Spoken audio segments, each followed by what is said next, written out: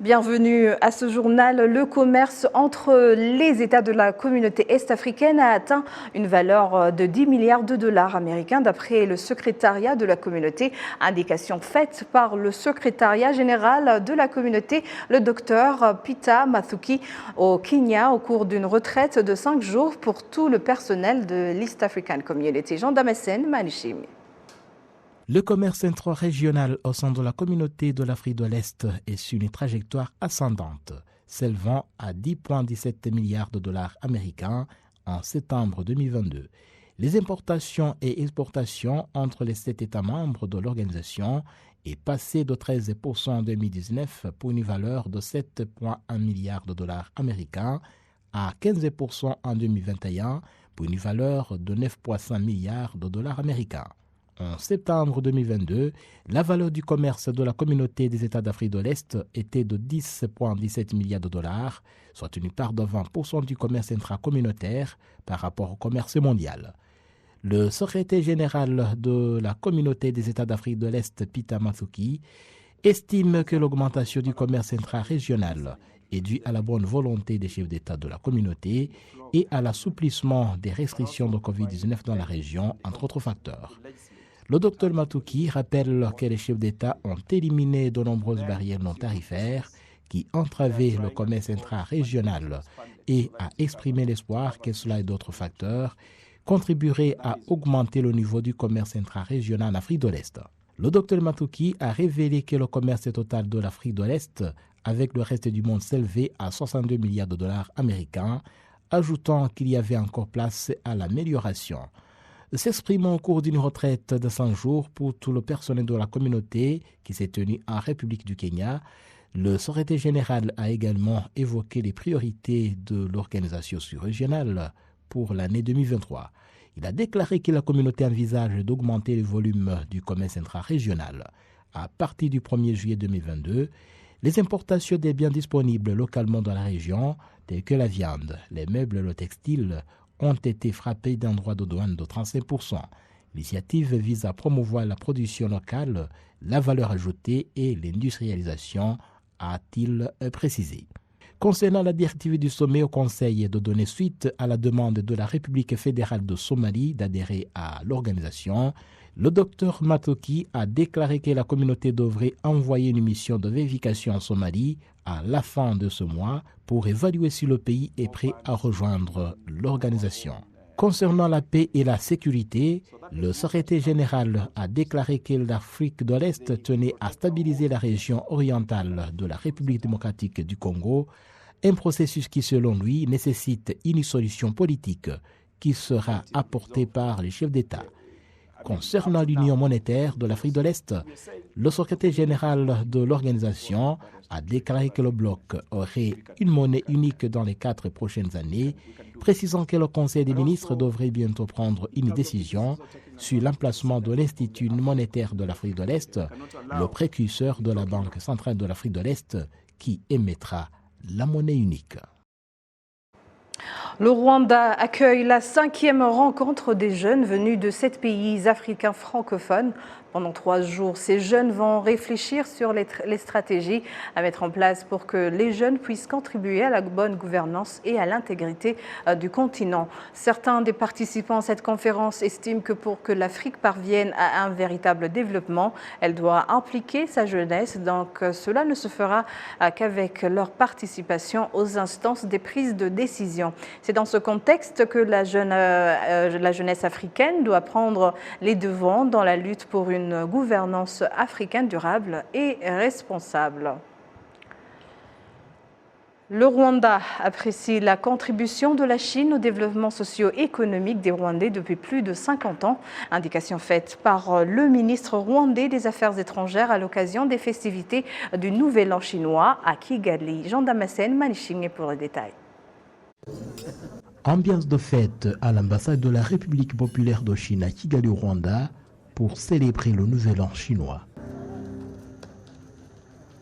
Pour l'occasion, la communauté chinoise vivant au Rwanda, réunie autour de l'ambassadeur de Chine au Rwanda, a accueilli le ministre rwandais des Affaires étrangères et de la coopération, mais aussi de nombreux diplomates, représentant leur pays et organisation à Kigali. Pour l'ambassadeur de Chine au Rwanda, célébrer le Nouvel An est un signe de fierté, surtout que son pays, la Chine, entretient d'excellentes relations avec le Rwanda.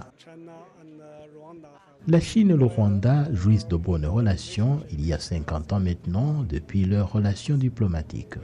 La coopération couvre plusieurs domaines et avons beaucoup réalisé comme dans les infrastructures, l'agriculture, l'éducation, la technologie et nous comptons accomplir davantage dans l'avenir. Nous souhaitons de la prospérité au Rwanda et à la Chine et aux deux peuples, paix et joie et heureuse année chinoise du lapin.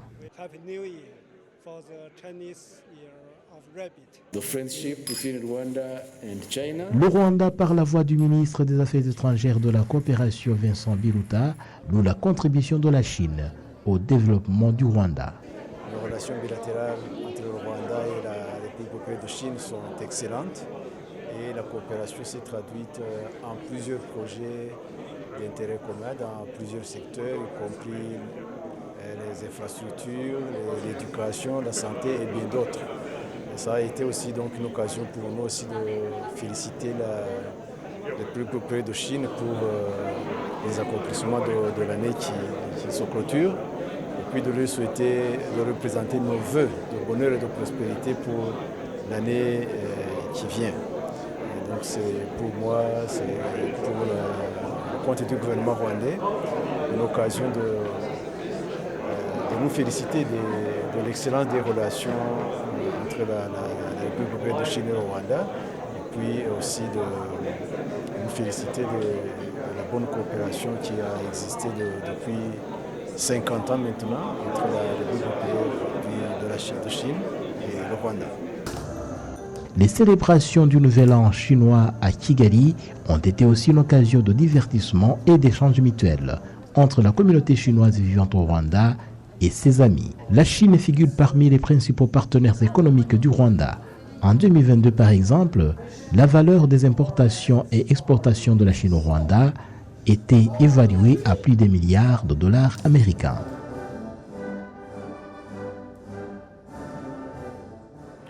À présent, direction la comédie. Jean-Bertrand Irakoze, du nom de scène Barrette, est un artiste qui, jusqu'à maintenant, a convaincu les fans du rire par ses talents humoristiques. Et nous avons le plaisir et l'occasion de l'accueillir sur notre plateau. Bienvenue Barrette. Merci beaucoup. Vous allez bien? Ouais, je suis en forme. Alors, parlons un petit peu de votre carrière. Tu as décidé de te lancer dans la carrière d'humoriste en 2018, si je ne m'abuse. Pourtant, tu es statisticien de formation. C'est venu comment, d'abord? Vous savez, comme les parents, souvent, c'est nous qui nous aident à choisir ce qu'on veut devenir. Moi, j'étais fort dans les maths. Et puis, mes parents m'ont dit que ça serait mieux que je fasse les statistiques à l'université. Et je les ai fait et j'étais bon. Et j'ai terminé même, je travaillais. Mais je sentais qu'en moi, je veux être un comédien. Mais à côté, je faisais du théâtre et de l'humour comme entertainment, comme pour s'amuser.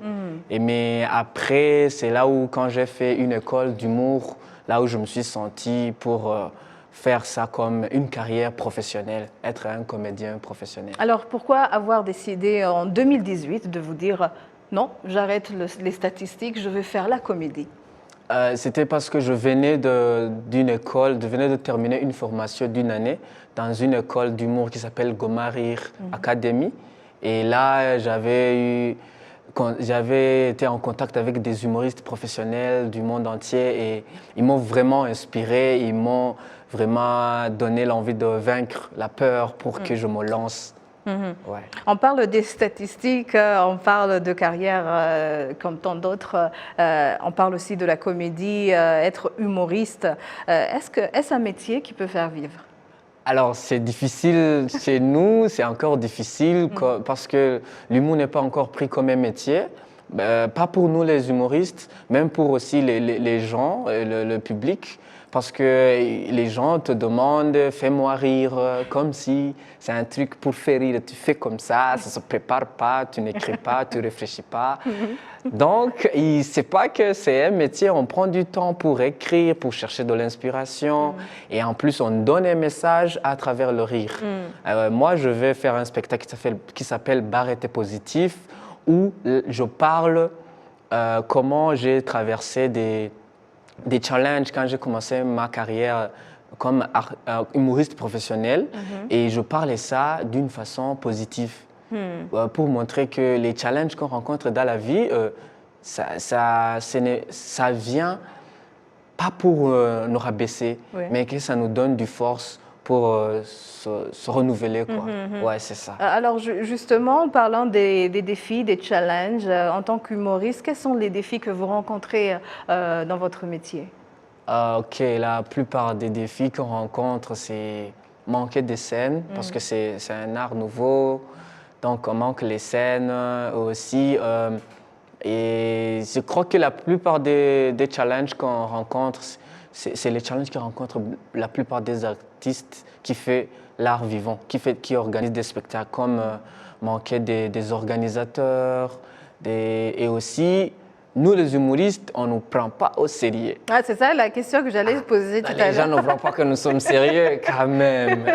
Est-ce que ce genre de mentalité, peut-on le rapprocher avec notre culture, je dirais, ou bien c'est partout, vous allez, les humoristes en France par exemple, en Europe, en Afrique, dans l'Occident, dans l'Afrique occidentale, est-ce la même mentalité ou bien? Oui, partout c'est la même mentalité. Les humoristes, on ne croit pas que nous sommes sérieux. Ils croient que tout ce qu'on fait, c'est des blagues, c'est pas sérieux. Alors que l'œuvre qu'on fait, c'est pour donner un sourire. Mais la préparation qu'on fait, c'est sérieux. L'écriture qu'on fait, c'est des recherches. On s'inspire. On veut donner un message, mais à travers le rire. Donc, c'est ça. Et partout, c'est comme ça. Ouais. Alors, quelle a été la scène, je dirais, qui t'a propulsé? Quel a été ton spectacle phare pendant ta carrière? Alors, j'ai fait un spectacle dans mon quartier et c'était un spectacle qui s'appelait au PGVV. Je l'ai fait dans mon quartier, à côté de là où j'habite, chez les voisins. Et j'attends. C'est au Burundi ou bien? C'est au Burundi, c'était au Burundi. Et j'attendais voir les gens du quartier, les amis, tout le monde du quartier. Mais ils ne sont pas venus. Et les gens qui sont venus, c'était des gens qui viennent de loin, d'autres quartiers. Et ils étaient très contents. Jusqu'à qu'après, les gens du quartier ont commencé à m'approcher. Barrette, on a entendu que tu as fait un spectacle. Je te donne une enveloppe. Je m'excuse de ne pas venir. On va te soutenir après. Ça m'a donné vraiment de la force. Ça va me donner du courage.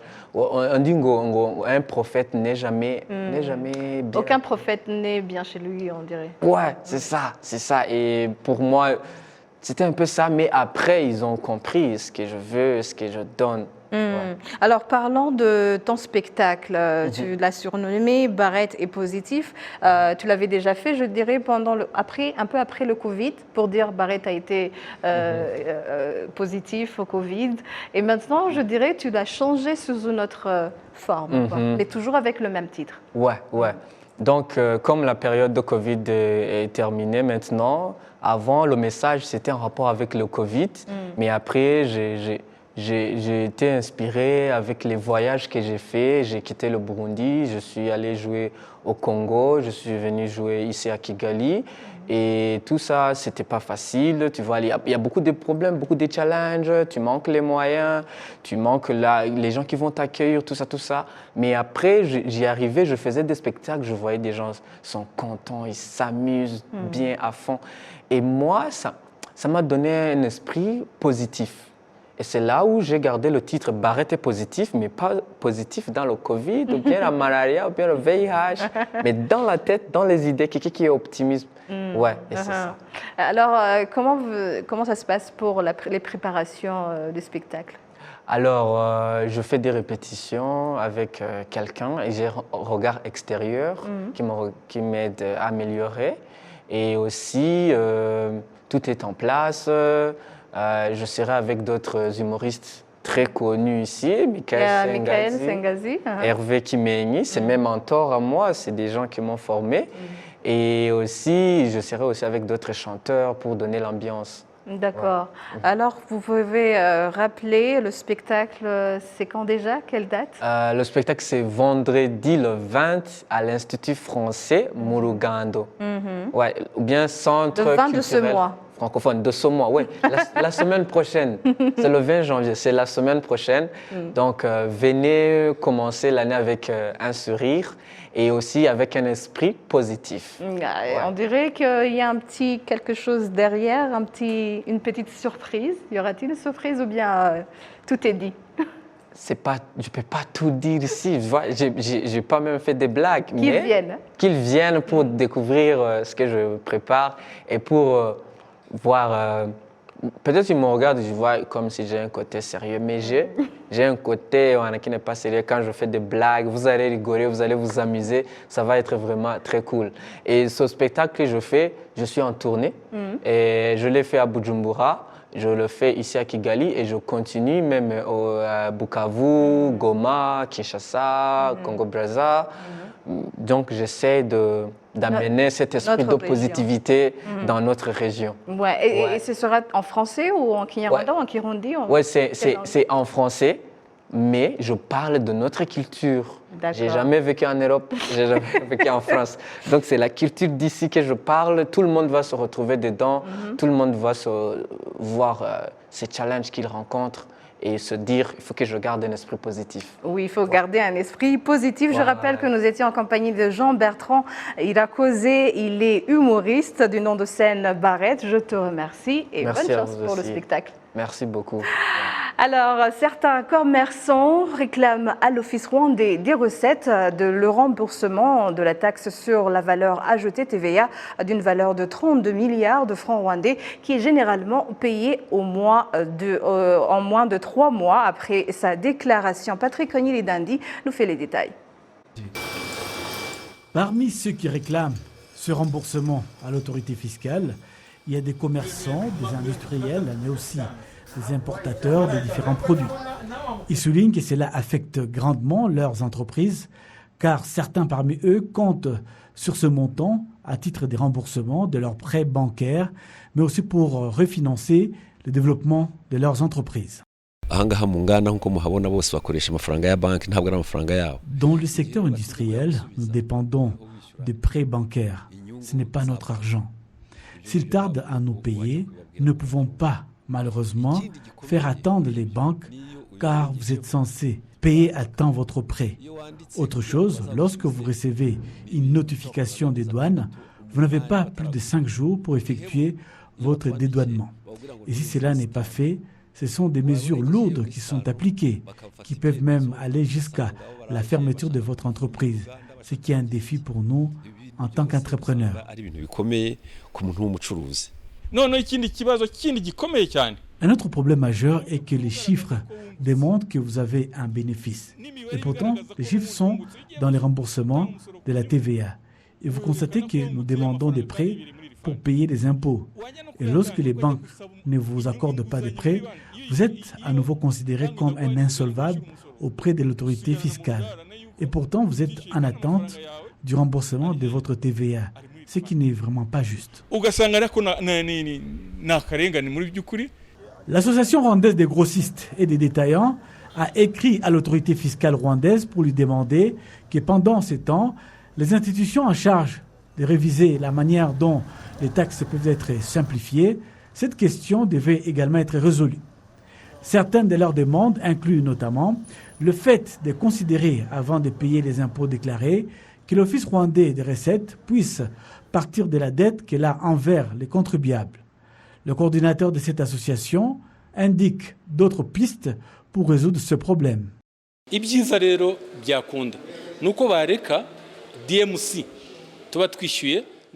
Parmi les solutions que nous préconisons, par exemple, lorsque vous avez vendu 2 containers et que vous les avez déclarés, la prochaine fois, vous ne deviez pas être facturé pour peut-être 10 containers. Cela réduirait la pression exercée dans le suivi du remboursement des impôts dus à l'Office rwandais des recettes, car cela serait facturé directement sur le montant déjà retenu par l'Office rwandais des recettes. Interrogé par Arabier, le président de la Commission nationale du budget du patrimoine, Dr Omar Munyaneza, révèle que ce problème sera résolu. ni ukuvuga ngo kiriya nacyo cyo gusubiza abadekaraye nyine amafaranga ya VAT. Aussi, pour les personnes qui ont déclaré leur TVA et qui devaient être remboursées, nous avons trouvé que c'était un défi et que nous allons en discuter avec les institutions en charge, qui sont le ministère des Finances et de la planification économique de l'Office rwandais des recettes, afin de trouver une réponse rapide à cette question.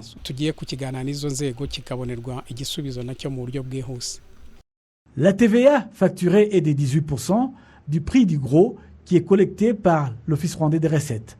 12% restent au sein de cette structure et 88% sont déposés dans le trésor public. Cela laisse un vide sur le montant à accorder aux entrepreneurs. Le commissaire général de l'Office rwandais des recettes indique que ce dossier va faire l'objet d'un suivi. Byagiye bigaragazwa kenshi tubiganiraho twabifatiye n'ingamba yo kureba uburyo icyo kibazo cyakemuka. Nous le savons et nous en discutons souvent. Avant, on considérait 10% de la TVA. Ce n'est pas suffisant, alors cela est passé à 12%. Entre-temps, les gens ont changé de mentalité, ont commencé à payer la TVA à temps et avec les avancées technologiques. Et aujourd'hui, on se retrouve avec une importante somme de plus de 30 milliards de francs rwandais à rembourser. Nous avons déjà discuté de la meilleure manière de résoudre ce problème de façon permanente parce que nous les connaissons et que la solution sera bientôt là. Depuis juillet 2018, le gouvernement a pris la décision d'augmenter le montant de la TVA de 10 à 12%. En février 2019, l'Office rwandais des recettes a relevé qu'elle devait 45 milliards de francs rwandais à des entrepreneurs et qu'elle avait déjà payé au moins 15 milliards. Pour la page de la francophonie ce vendredi, nous vous proposons l'appui de l'Organisation internationale de la francophonie à l'état civil et à la formation numérique des jeunes en particulier. Jean Damascène, Manichim. L'Organisation internationale de la francophonie continue d'encourager le renforcement des partenariats dans le cadre du projet d'appui à l'état civil. C'est le cas des pays de l'océan Indien et du Madagascar, où près de 36 000 enfants ont pu obtenir un acte d'état civil à Madagascar. Et cela intervient après 3 mois de la tournée de Mme Louise Mushikiwabo, secrétaire générale de la francophonie dans l'océan Indien. Elle avait participé à la commune urbaine d'Antananarivo à la cérémonie de remise d'actes de naissance au bénéfice de 3 500 enfants. Ces derniers pourront alors pleinement jouir de leurs droits fondamentaux, au premier chef le droit à l'éducation, avec la possibilité de participer aux examens et de poursuivre leur scolarité. À propos de la technologie, l'Organisation internationale de la francophonie appuie la formation des jeunes au numérique.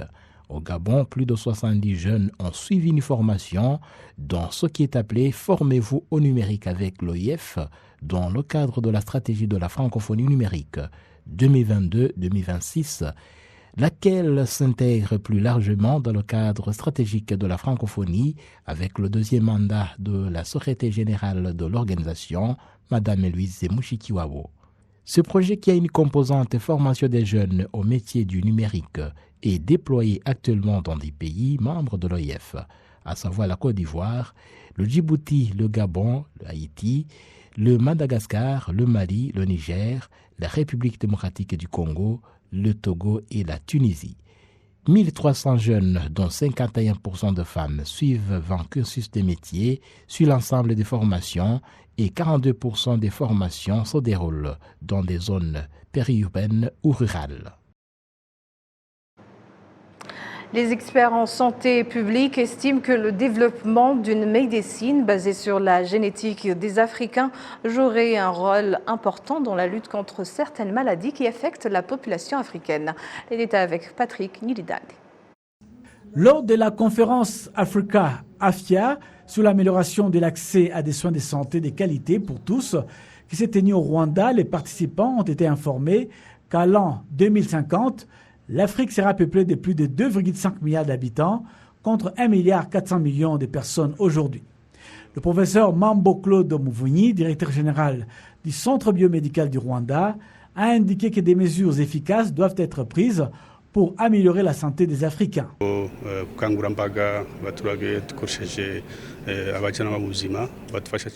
Des conseillers en santé nous aident beaucoup en traitant le paludisme et d'autres maladies de base dans la communauté et en éduquant la communauté pour prévenir ces maladies.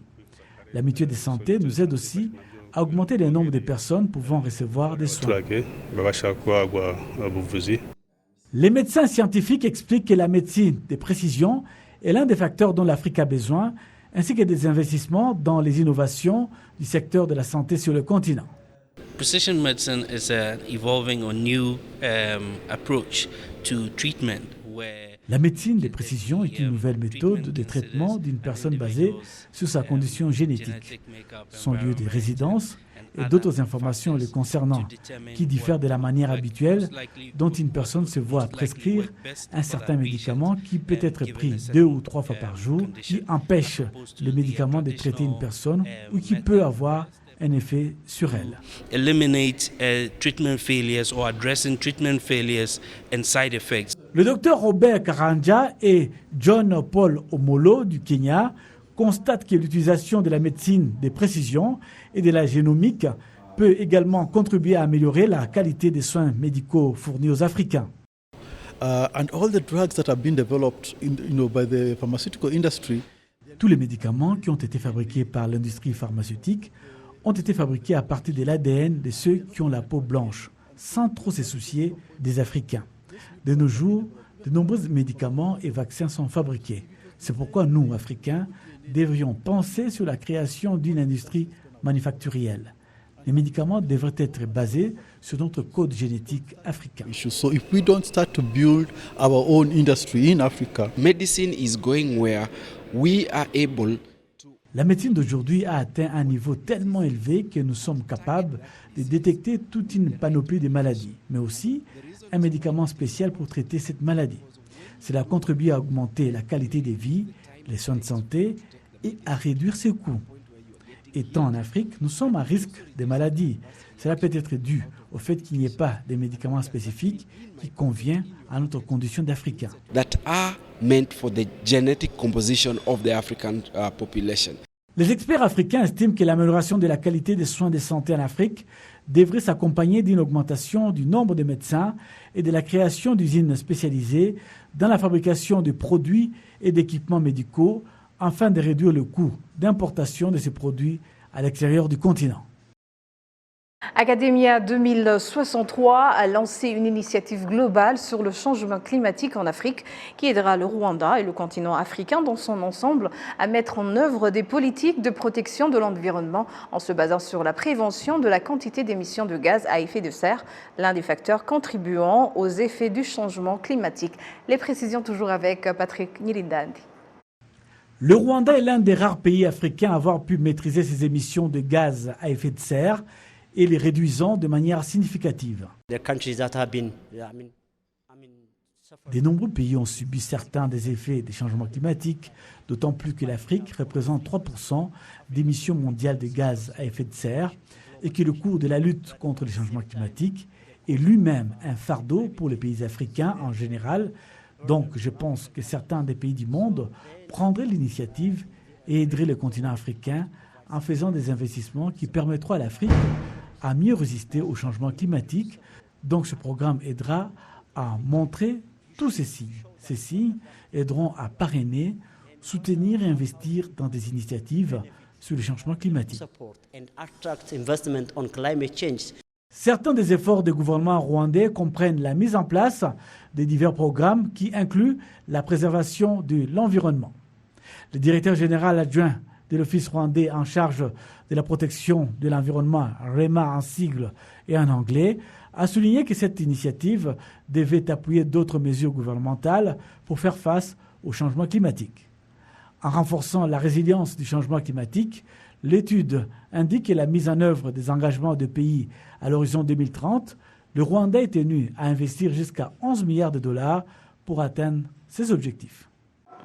Nous arrivons à la fin de cette édition. Merci de l'avoir suivi. Au nom de toute l'équipe qui a contribué à sa réalisation, je vous remercie moi-même, Michel Iradukunda. Bon week-end à tous et d'ici là, portez-vous bien.